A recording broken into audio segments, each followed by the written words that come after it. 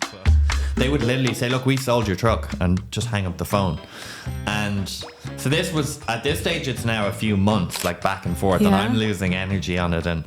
And are you crying into your pillow every other night? Are you Depressed. totally I've like... spent every penny. I've told everyone of this weird adventure where I'm going to like bring this truck back and open this. At the time, food trucks weren't really a thing here, you know. Kind of past, they're huge now. Past COVID and everything. You were ahead. It's a whole other ball game. But at that time, people were kind of looking at me strangely anyway.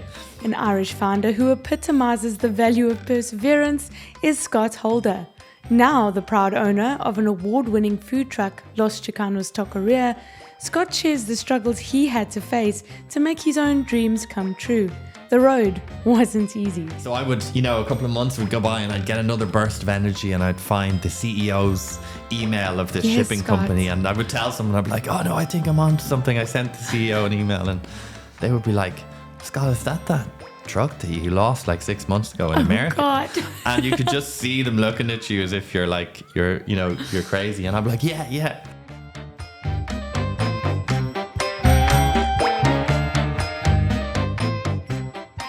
It's been a while since your nomadic days. It has It indeed. has been a while. You're now 35 years old, am I right? You're 35. That is correct. But when you were a young 21, you were not as settled. No, definitely not. But it gave you quite an extraordinary career. I mean, you've worked restaurants all over the world, Michelin star, and now we're on to a taco truck. The taco truck. The taco truck, The fucking taco truck, if I might, because what a nightmare. But we're here now. How did we get here? What was the journey through the culinary arts? Take us through the nomadic chef's life. Yeah, I think bringing up that age of 21... was probably around the time I moved to London. So at that point, I decided if I wanted to try and open my own restaurant, that I would just get as much of the best experience possible as I could. And I kind of found at that time, it's many years ago now, the Dublin food scene was very small and quite limited. So I decided that I'd try and get out as much as I could. So that took a move to London. Okay. Where I worked in Michelin star Arbutus, which is closed now under Anthony Dimitri. Oh wow! And so that was hard days, the school of hard knocks. It was probably 80, 100-hour weeks in a basement kitchen. Is it as bad as it looks like on like Gordon Ramsay's Kitchen Nightmares? People are yelling orders. Is it that bad? Is it that intense in those restaurants? I mean, the pressure is, but I think the likes of Gordon Ramsay is more so an entertainer at this point. So he's great at... He's putting it on. Yeah, he's definitely putting it on. I mean, in the old school days, he wasn't. There's a great documentary he did called Boiling Points. Yes. And you can see it on YouTube now. And it was one of the first sort of looks into an actual, Michelin star kitchen. Yes. And you do get the real Gordon Ramsay in that. It's pretty... I got to stop and just put that in my phone or something. Yeah, no, it's amazing tonight. to watch. It's pretty intense. But I think at this point now, he's more of an entertainer. He's doing it all for camera. He's doing it all for show. But those hours were still long. The hours are long and the pressure is intense because in that kind of an environment in a Michelin star kitchen, everything has to be perfect all the time. There's no off days. There's no off plates. There's no, so yes. Yeah, the stars were earned. I mean, rightfully so. The stars were earned. Like a diverse range of experience and different cuisines and things like that. And then when I moved back to Dublin, when I moved, it was kind of the recession here and, everybody was emigrating. And then when I came back, the boom was back and it was like you couldn't even afford to, rent an apartment in town, let alone open up a whole restaurant. Well, still not, apparently. Yeah, exactly. So I was kind of faced with a bit of a dilemma where I had this dream to open up my own place and use all that experience I had spent so much time going and getting. So the food truck scene is huge in the States, and I really love that kind of street food concept. And you had amazing chefs doing amazing food out of trucks, which was, abnormal here. It was always in a restaurant. So the idea came about to go and get one of these trucks. And in the US, they're very different. They're much larger, like everything is there. Yeah. And they're square. So in Europe, they're all rounded in the corners and they're smaller. So they're just not as good for building kitchens. They're used for sort of UPS or postal trucks, DHL over there. So I just took this journey. I went over to LA and I spent a couple of weeks there because I had friends there, and just kept trawling through yards looking at all these trucks and trying to find now, one hold that on. had... Before you continue here, I've got to get into this, because honestly, if you go onto the Los Chicanos website, and now guys, I am going to read, so bear with me. Scott flew to LA to find his food truck. This is on your About Me page. Sure. After searching high and low, that's the experience you're talking about, through every neighborhood and every parking lot, from downtown LA to Echo Park, it eventually appeared. Must have been a beautiful moment for you. He signed the papers and drove the truck to the port of Compton, Los Angeles, before flying back to Dublin to await its arrival. Now here's the key point. After an accident with the truck, it was lost in the US for 1.5 years. And this is the part that made me really chuckle. There are 6 dots, 2 times the amount of ellipses needed before it says to be continued. Well, now, Scott, here we are. Please continue. Here we are. Yeah, Here we are. It was a challenge to find the right truck. Most of them had no paperwork, had no history, had no mechanical history. So you didn't really know what you were buying. Yeah. And it's obviously fine. It's normal to do that here. But when you're transporting it halfway around the world, you want to know that it's... Yeah, definitely. So it took a while to get that and to find one that had paperwork and history of ownership and all that. And then I did. And so I got a mechanic's auto appraisal. So he came out and spent 3 hours looking at it. And he's like, yeah, look, this in good nick. You know, you should go ahead and buy it. So I did that. Drove it down to Compton, where the port is, and did a stack of paperwork like a book. It's not easy to get a... You know, it's fine to transport a car over because they fit into shipping containers. But this is roll on, roll off. So it has to be... It's actually on the back of our screen here, guys. I wish you could see it. I'm going to put some up on our social media, Sure, I think, if you would allow me of course. to display. It is gorgeous. Thank you. It's truly beautiful. It didn't look that good when I bought it. Yeah. It's really a work of art. It's modern art on a truck. But it's fucking huge. It's huge. Yeah, it's 24 foot long, I think. It's about 8 foot wide. It's wider than, you know, vehicles here. I think it's bigger than the flat I'm renting. But yeah, so it came with its challenges, you know, exporting it from the States to the UK and then me getting it over here. Big stack of paperwork. And the guy that I organized to do it said, yeah, I do this all the time. Don't worry about it. It's easy. And sent him the measurements, everything. And we went through it even before I bought it.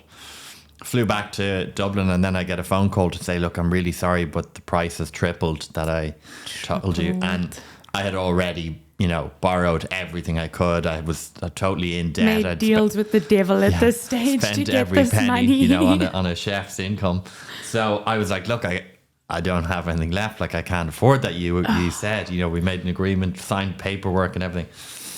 Anyway, he basically found out that if he got it picked up on a flatbed truck and brought to Texas, that it would be the same rate from that side of the water. And technically you would buy a truck from the East Coast to ship it to Ireland, but the condition of them there is so much worse. They're all rusted from the weather.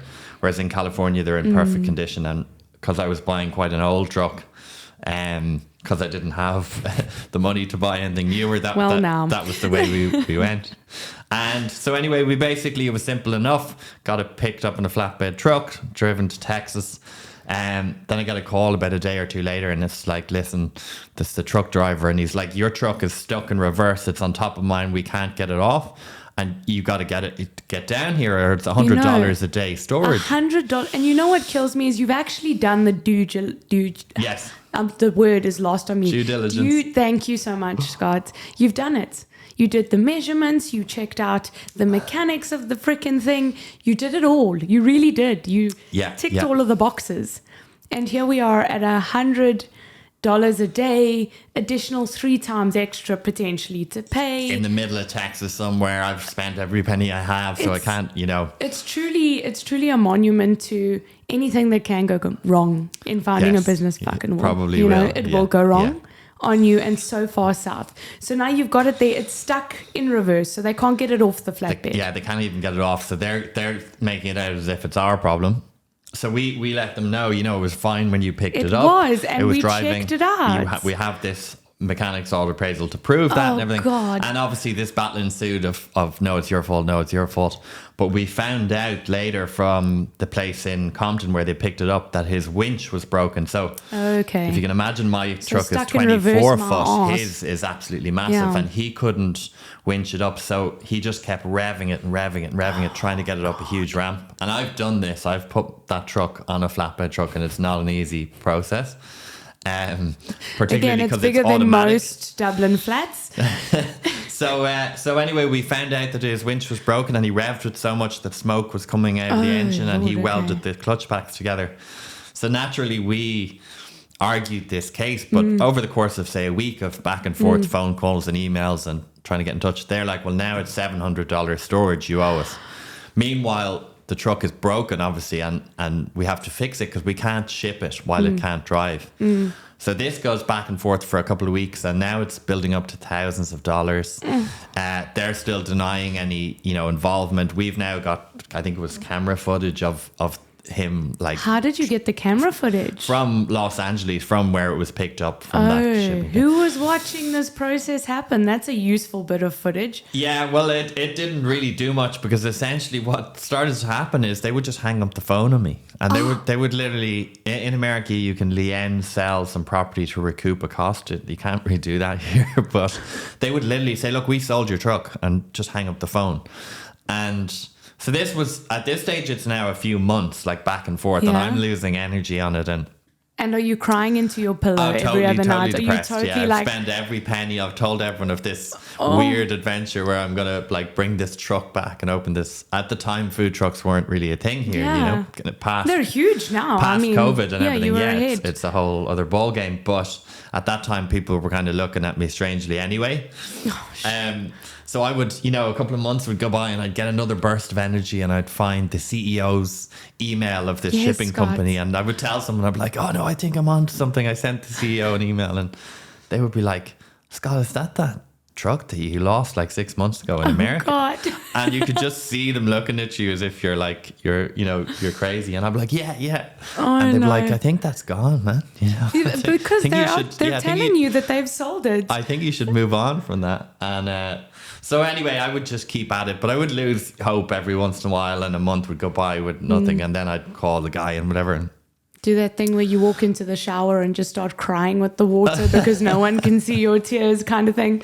And so eventually I just kept at it and kept sending them, like, the amount of emails they have, I'd say, is obnoxious. But I would find any email I could, and I would email that person and call another person and try and just, like, pester them. And eventually I think I sort of wrote a fake solicitor's letter from my bedroom at the time, and basically said that I was suing them, and I included all the information and the proof and everything. And I still remember I got a call from the claims department in Los Angeles, this guy called Rashad, and he basically said, look, Scott, I've been sent your email, I've looked through all the paperwork, and I've found your truck. It's in this warehouse in Galveston, Texas, and we'd like to come to an agreement. Yes. And so they wiped the entire storage fee, and they got a flatbed truck to pick it up and bring it to a mechanic. And at that point then, and I paid the fee from LA to Texas. At that point, I basically had to ring this mechanic and do everything on the phone, get the engine fixed. And I had to tell him, like, if anybody comes to take those keys, do not hand them over. To shove it. and then I got a shipping company in England to take over all the paperwork and to ship it, through them, and just kind of ditch this other company. So my God. that was a year and a half where it was gone and lost. Like, they basically told me to fuck off multiple times, hung up the phone. So you bluffed the shit into getting your truck back. Did you write the solicitor's papers yourself? You did it yourself? From my bedroom, yeah. So you faked it until you made it, and they brought you back your truck. That was it. They brought it back. So I went over to Southampton, which is the port in England. Went to start the truck, wouldn't start. I'm like, fuck, what am I going to do? Just nothing. So I called my uncle at the time. He was over there, and we went down, got a truck battery, got it started. But none of the lights would work. Wipers wouldn't work, anything. Come on. So we managed to get it going. And in England, they're more strict. In Ireland, with like lights and things like that, they'll pull you over for tail lights and stuff. So we had to get his friend to drive really close behind us and use his brake lights from the car. And he had to just kind of watch the truck to figure out when we were braking. And we had to bring it to where my uncle was staying outside of London. And then so we were a day late now. We were trying to get the ferry in Wales. So the next day there was only one ferry. So we had to get up at like 4 or 5 in the morning, and just as soon as the daylight started to rise, we had to get in the truck and like race to Wales, and we barely made it. Oh my word. And at the skin of your teeth, at every section in this, you haven't given up on this truck. That to me, everyone's told you give up on the truck. You haven't let go of this dream of the truck. No, but I will say, and I'm sure this happens quite a lot. I've talked to friends about this.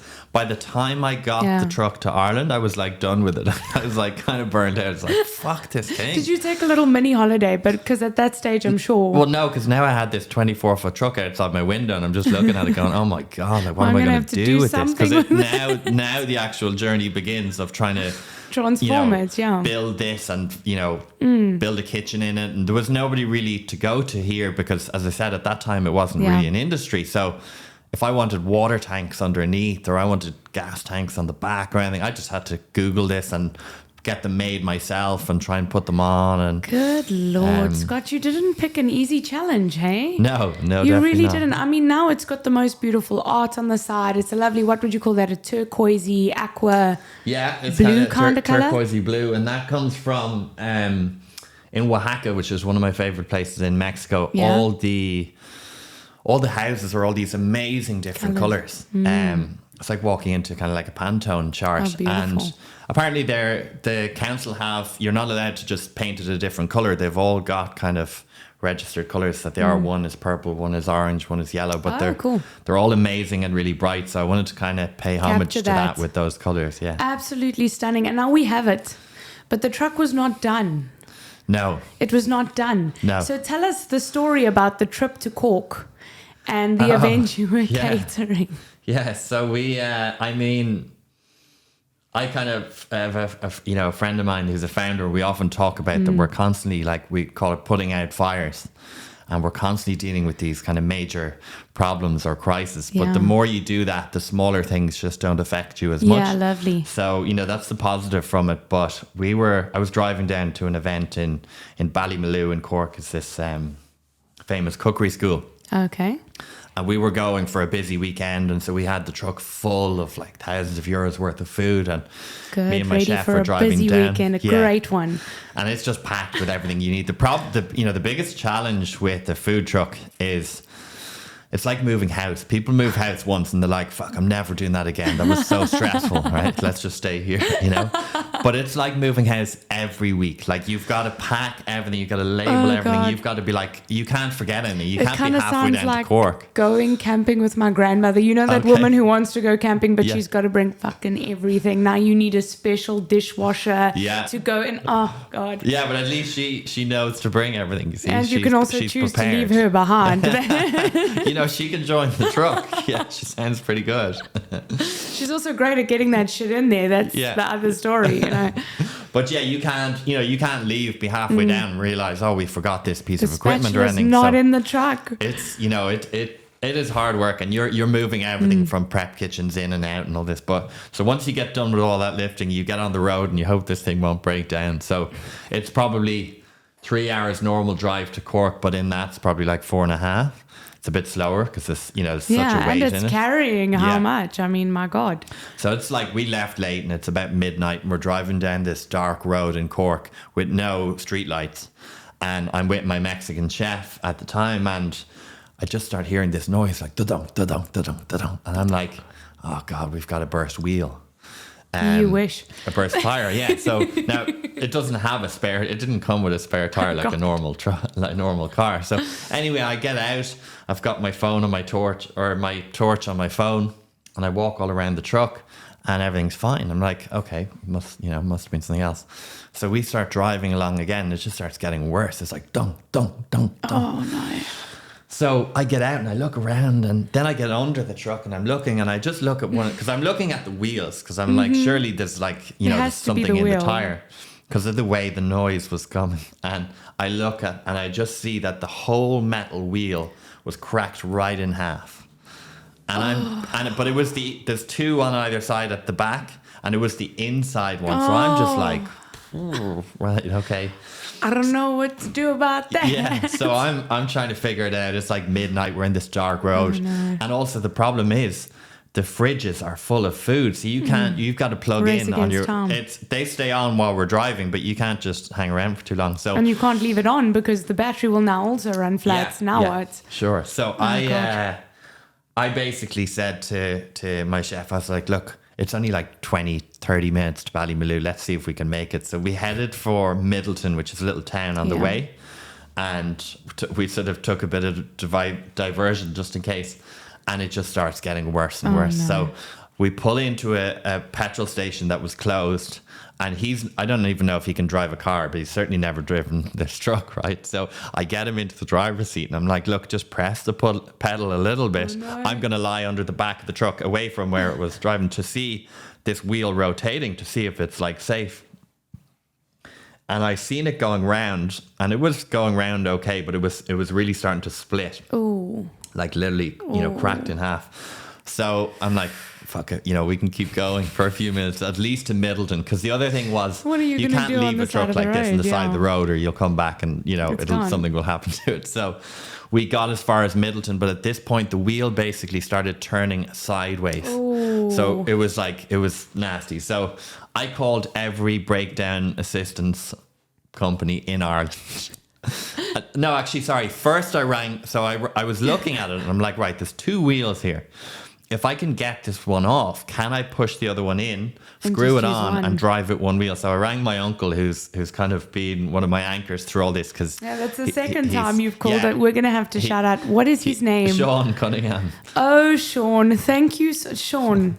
So if you're listening. He helped me with most of the build on this. He put the skylight in and everything, and he's really into cars and stuff like that. So please continue. I rang him at about 1 a.m. and I'm like, Sean, I've got this situation. And I'm like, technically, if I can get that wheel off, can I push the other one on and push the studs right in and drive on one wheel? And he's like, yeah, technically, if you're willing to do it, you can. So I was like, okay, that's the plan. So I rang every breakdown place. And once you start telling them it's a 24-foot truck in Cork, American truck and it's a particular wheel, it's a 12 stud rim, they're kind of like, no, we're actually closed. Yeah. Even if they were open, they're now closed. Yeah, we're not. So we tried for 3 hours. One or two of them said they would come and never turned up. Oh no. It's now 3 a.m. and I'm like, look, we gotta What time was the event? The event was the next morning, the next day, probably the next afternoon. Okay. So it's 3 a.m. and I'm like, look, we basically had to make a call. So we called a taxi. We took all the food out of our fridges and started loading up this taxi. And I could see the taxi dropping down with the weight we were putting into it. Like, I didn't even tell him really what was in all the containers and the buckets and stuff. But it was like putting a load of people into the boot of his car. Oh God, I can only imagine what that taxi driver's thinking in that moment as well. Like, what has this guy got? So we drive down to Ballymaloe, and I had rang ahead. One of the guys is really sound there, and they had fridges ready for us. So we put everything into fridges.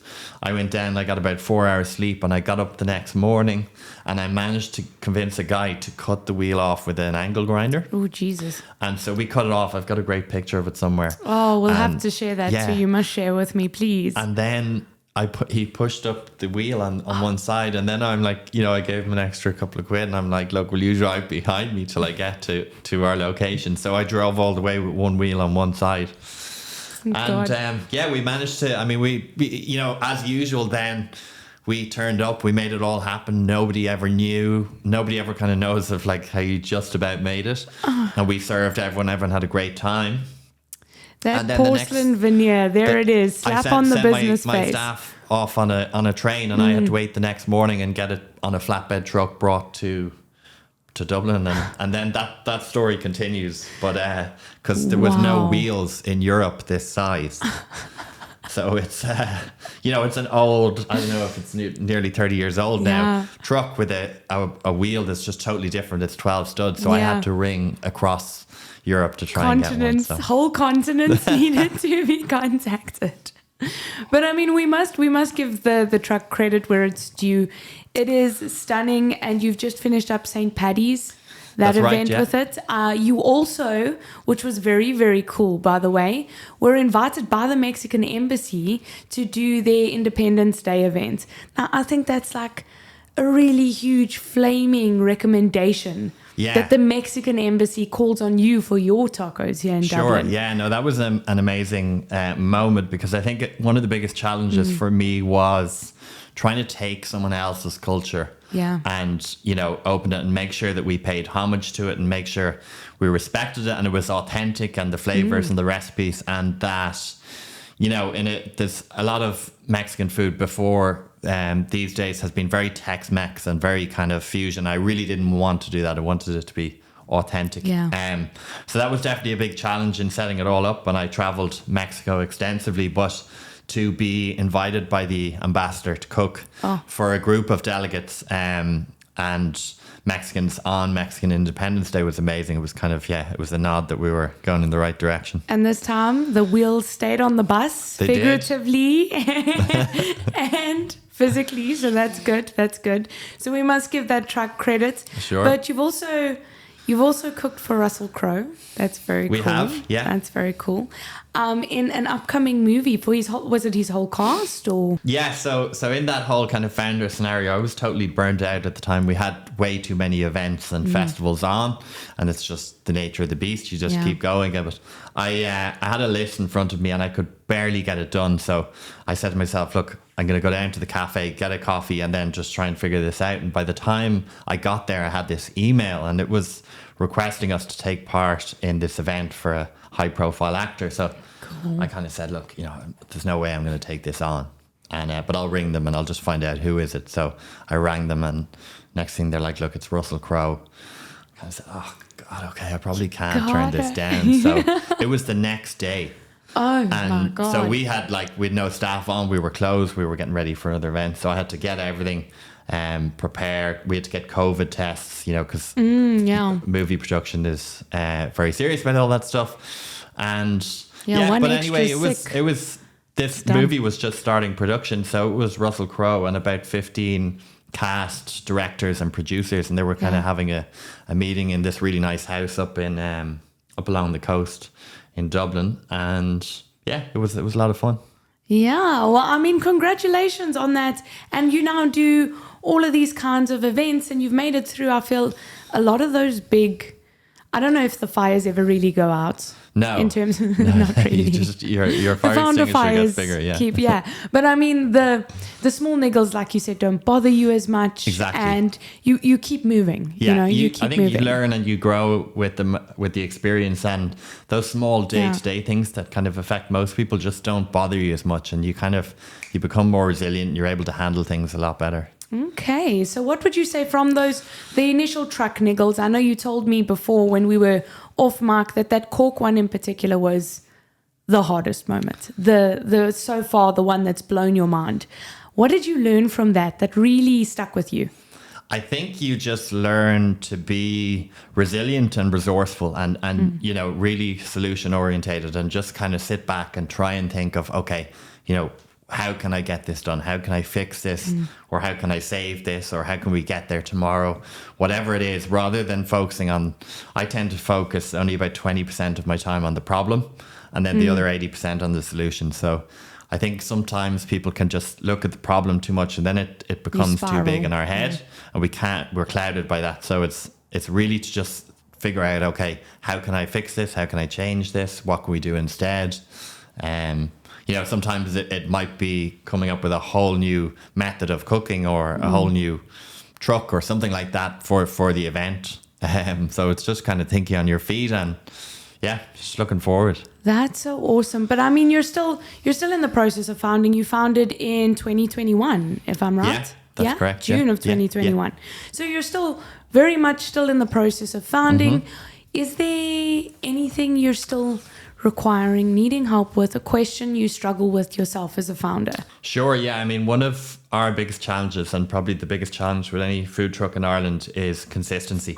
It's very weather dependent here. So kind of winter is quite dead, and then it's all go in the summer. So I suppose one area I'm still focusing on is kind of scaling, taking an operation that's very much dependent on you being there and systemizing that and scaling it to allow you to come out and run the business. So, I suppose everything I do is dependent on me being there. It's dependent on me driving the truck, me doing everything. But, you can't scale and you can't increase the business when you're in that. So I suppose it's trying to pull you out of the business and systemize it.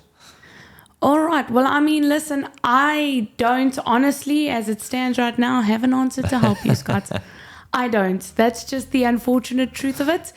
But hopefully next week we can have someone on here who can potentially help you figure it out. I'm going to put all of my efforts into finding you someone who can help you with this problem. Maybe a couple of solutions, a couple of answers, a couple of options. Sure. At least. So if you tune in next week, we'll be talking about scaling, particularly for food trucks, but scaling in general, how to scale up a business from point A, we've begun, to point B, we need to make an ass ton of profits. We need to make it a situation where we're hiring people, where we're keeping it flowing, and we're going to try and do that next week with you in mind.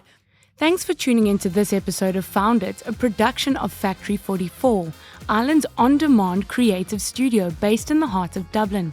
Found It is available on Spotify, Apple Podcasts, YouTube, or wherever you stream your podcasts. If you like the show, please take a second to subscribe for more episodes and join the conversation on our socials at Factory 44 Studio. If you're looking to record a podcast or are interested in becoming a member of Factory 44, book a call on our website at www.factory44.io.